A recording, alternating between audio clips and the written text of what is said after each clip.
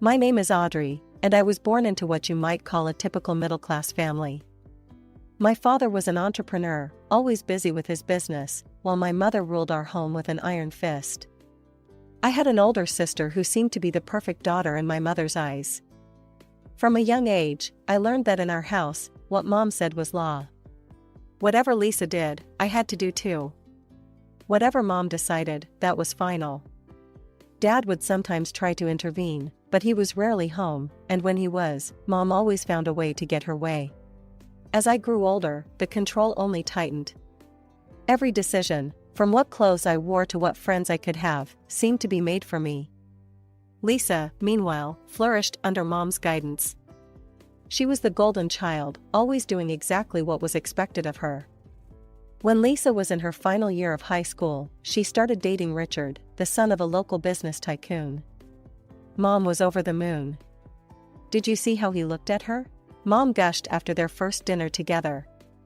Mark my words, we'll be planning a wedding before you know it. I rolled my eyes, but kept quiet. I was in my sophomore year, and I'd learned by now that disagreeing with Mom only led to arguments I couldn't win.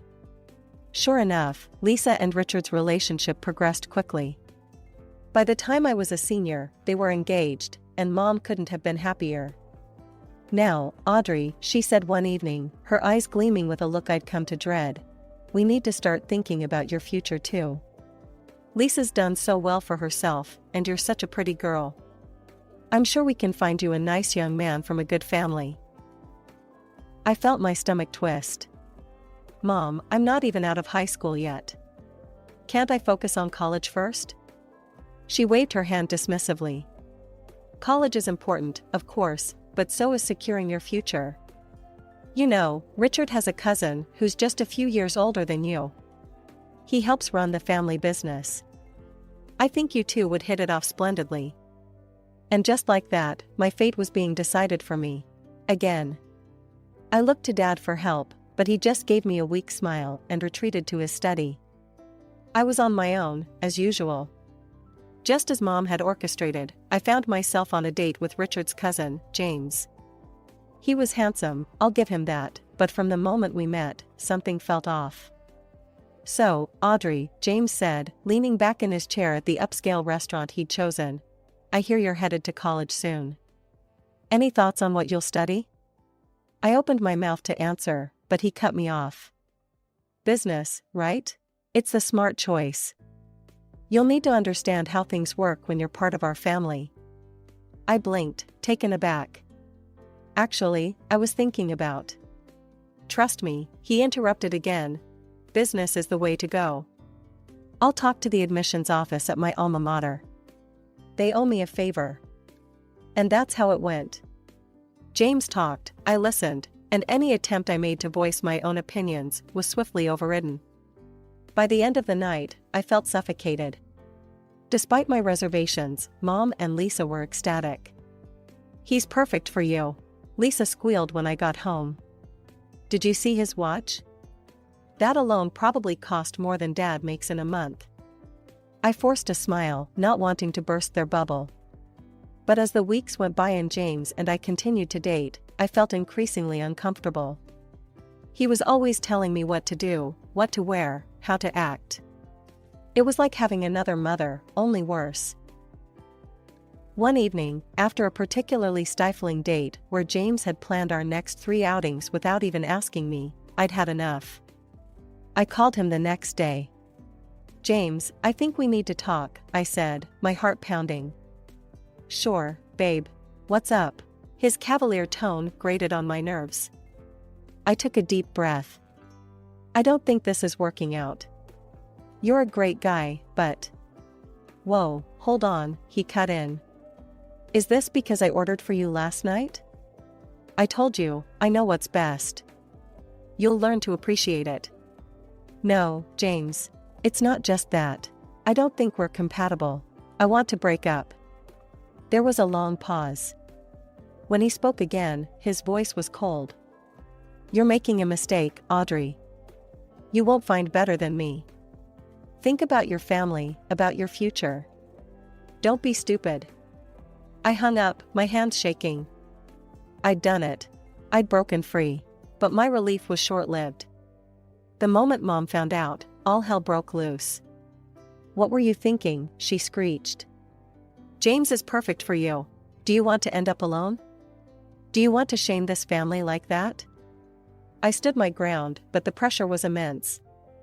Day after day, Mom and Lisa tag-teamed me, wearing down my resolve. They'd arrange accidental meetings with James, leaving us alone together when he'd stop by to see Mom. The constant barrage was exhausting. Each day, I felt my resolve weakening. Finally, worn down by the relentless pressure, I gave up. "Fine," I told Mom, my voice hollow. "I'll give James another chance." The look of triumph on her face made my stomach turn, but I was too tired to fight anymore.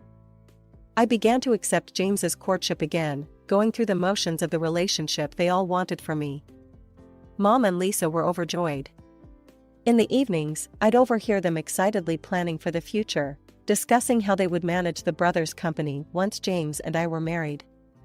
They dreamed aloud about all the money and the entire business that would become available to them. As if controlling my love life wasn't enough, Lisa took it upon herself to plan my entire career. One evening, she burst into my room, her eyes gleaming with excitement. "Audrey, I've got it all figured out," she exclaimed. "There's a perfect position for you in Richard and James' company. You'll be the head of PR.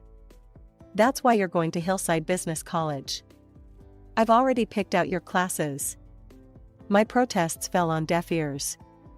Before I knew it, I was enrolled in Hillside, studying subjects I had zero interest in. Each day was a struggle, and I felt my spirit dying a little more with every class.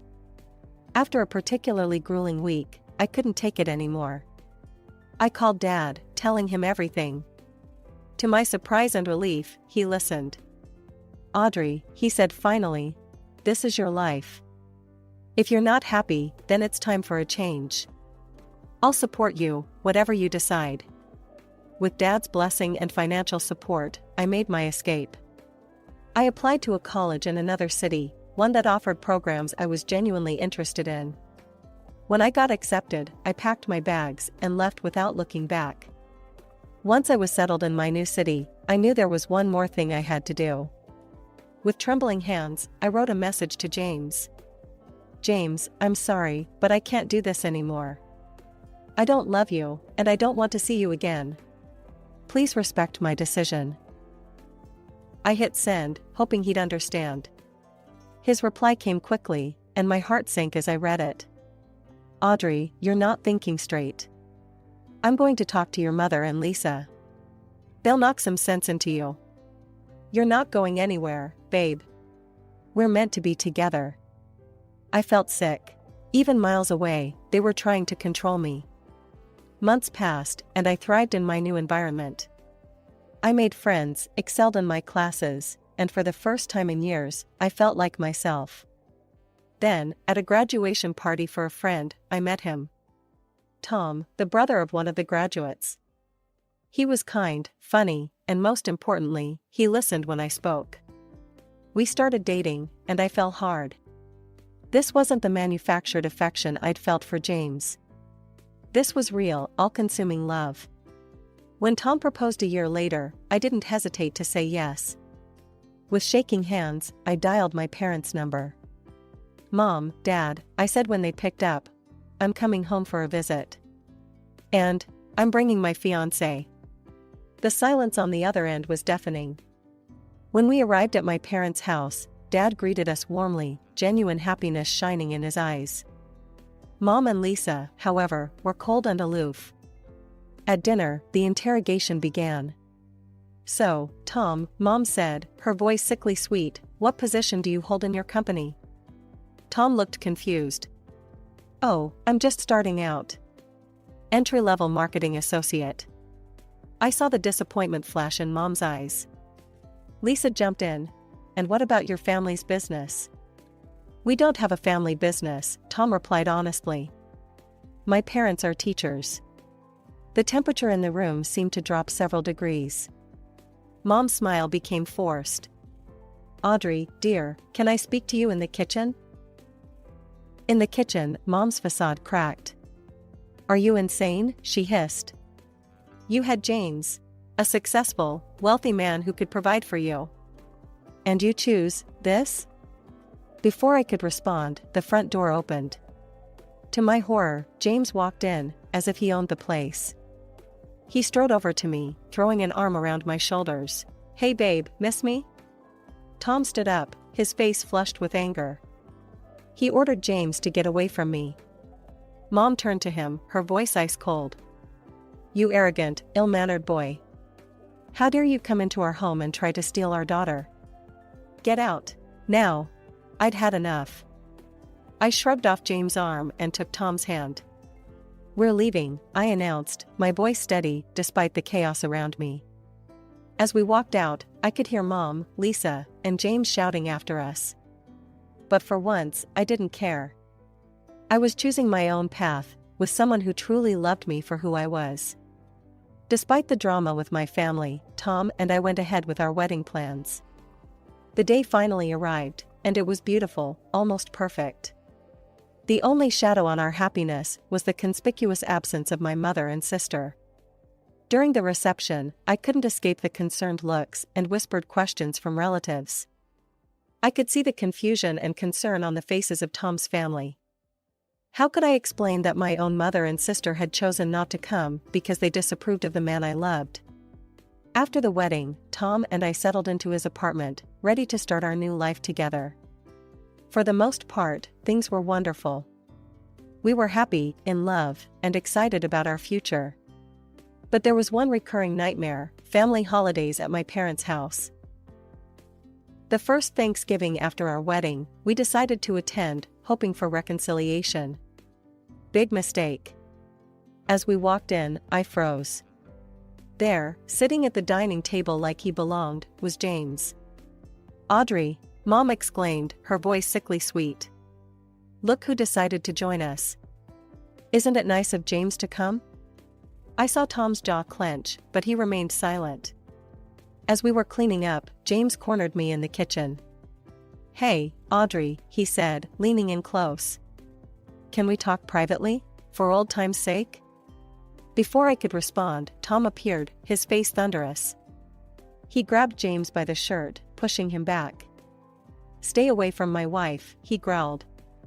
Mom burst in, her face red with anger. How dare you, she shrieked at Tom. Get out of my house, you brute. We left, and I thought that would be the end of it. But every holiday, every family gathering, the same scene played out. James would be there, Mom would fawn over him, and Tom and I would leave feeling hurt and angry. The final straw came when I saw the social media posts. Mom and Lisa had shared childhood photos of me, pictures of James and me together, all with captions about how I had abandoned the family, how Tom was tearing the family apart. That night, I sat down at my computer and began to type. I poured out everything: the years of manipulation, the pressure to be with James, the constant undermining of my choices. I described how they had tried to control every aspect of my life, from my career to my love life. I explained why Tom and I had stopped coming to family events, detailing the uncomfortable situations we'd been put in. The response was overwhelming. Comments flooded in from relatives and friends, many expressing shock at what I'd been through and offering support. The tide of family opinion had turned. Where once there had been judgment, now there was understanding. Where there had been sympathy for Mom and Lisa, now there was criticism of their controlling behavior. After my big post online, I stopped talking to my mom and sister. I did talk to my dad, though, and he was really supportive. This made my mom really angry.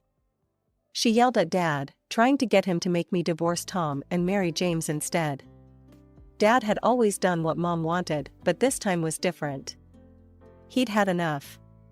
He shouted back at her and even gave her divorce papers. They split up, and Dad let Mom keep the house so he wouldn't have to pay her money every month. He moved out with just one suitcase. He had some savings, so he rented a place near me and Tom.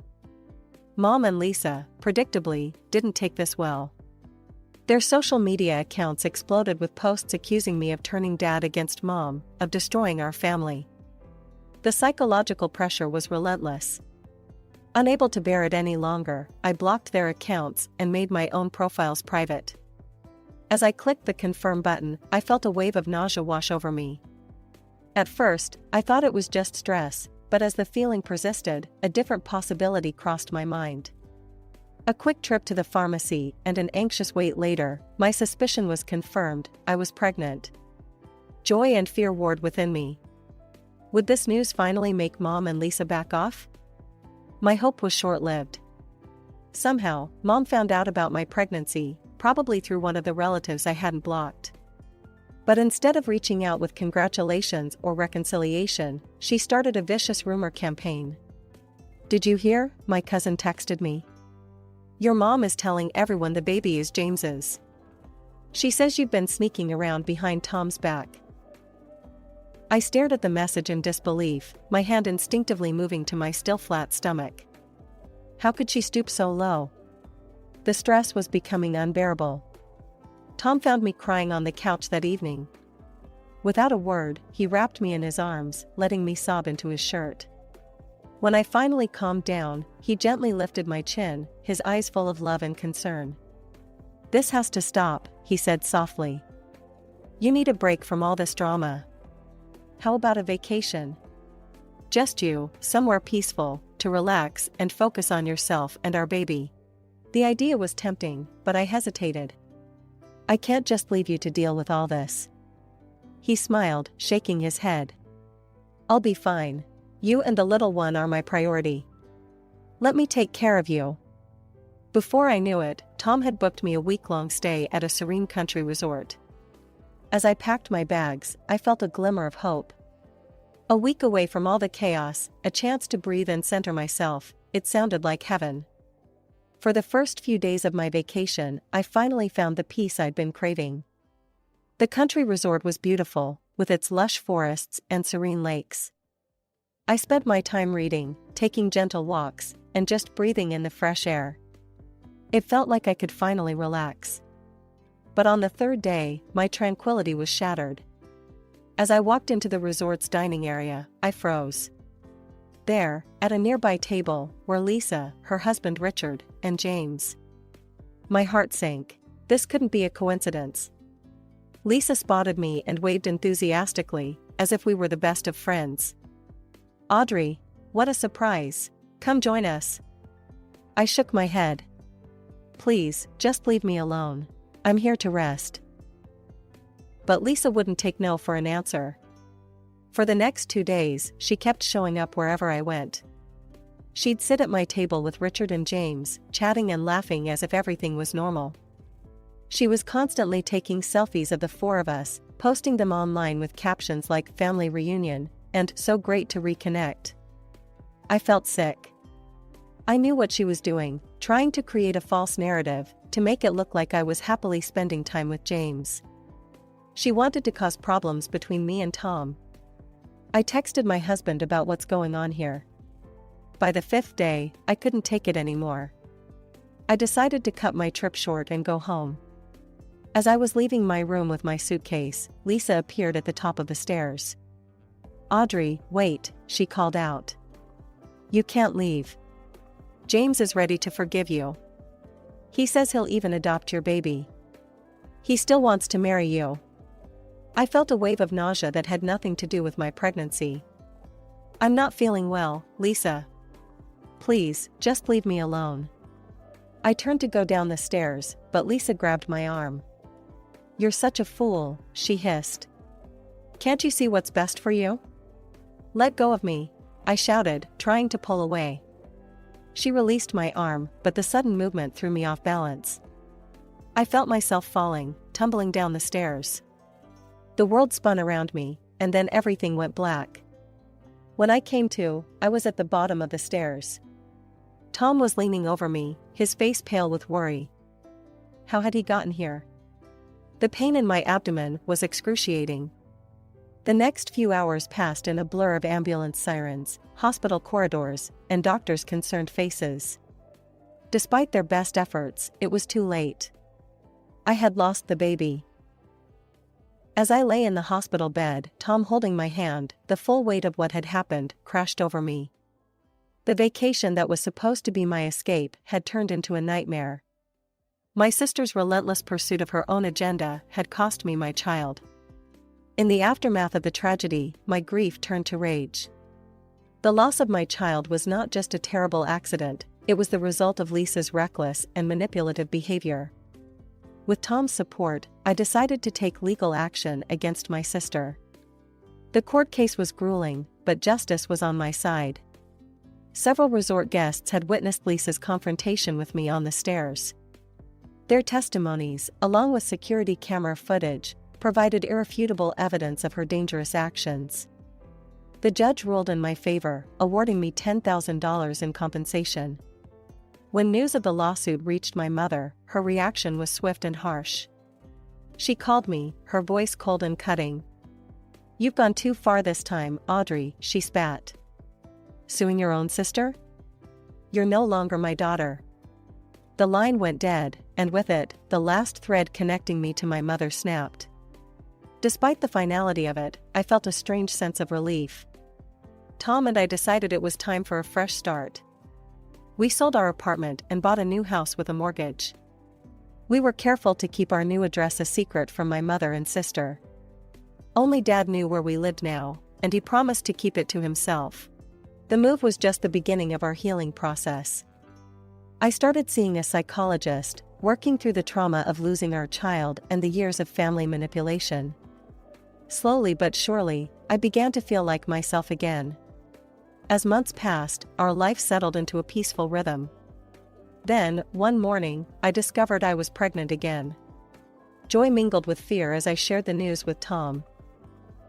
"We'll keep it between us for now," he said, holding me close. "No one else needs to know until you're ready." We guarded our secret carefully, telling no one, not even my dad.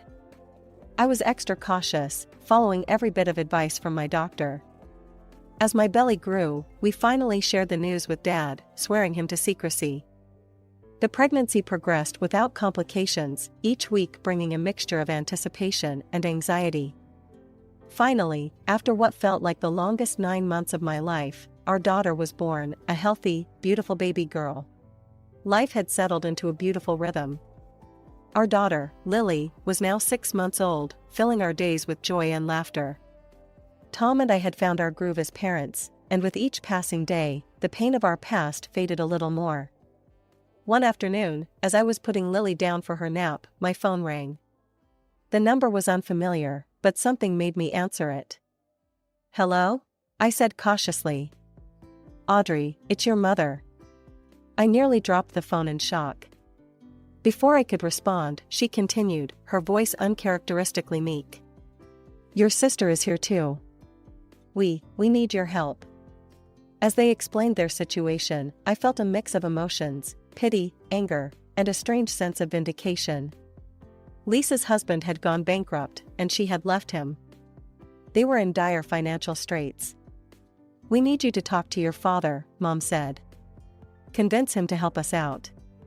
And, we need you to return the compensation money from the lawsuit." I took a deep breath, steeling myself. "I'm sorry, but I can't do that. Dad makes his own decisions, and that money was awarded by the court. Please don't contact me again." Just then, Lily started crying in the next room. Mom's voice sharpened.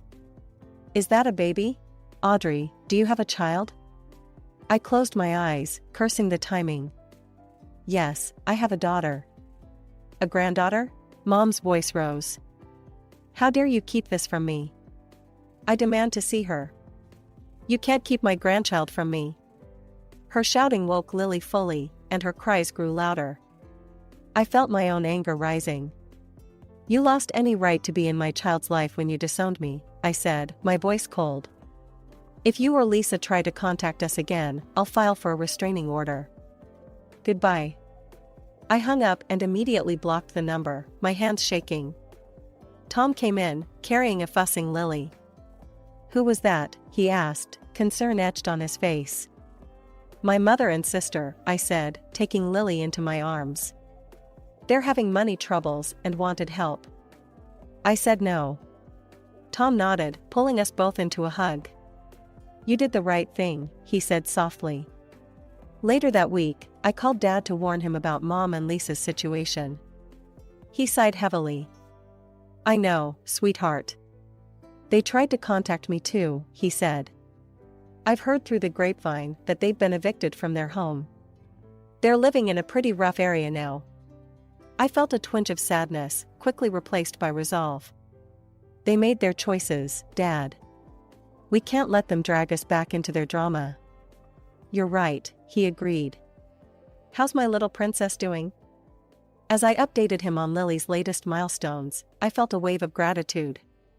Despite everything, I had this, a loving husband, a beautiful daughter, and a father who stood by me. We had built a life filled with love and respect, far from the manipulation and drama of my past.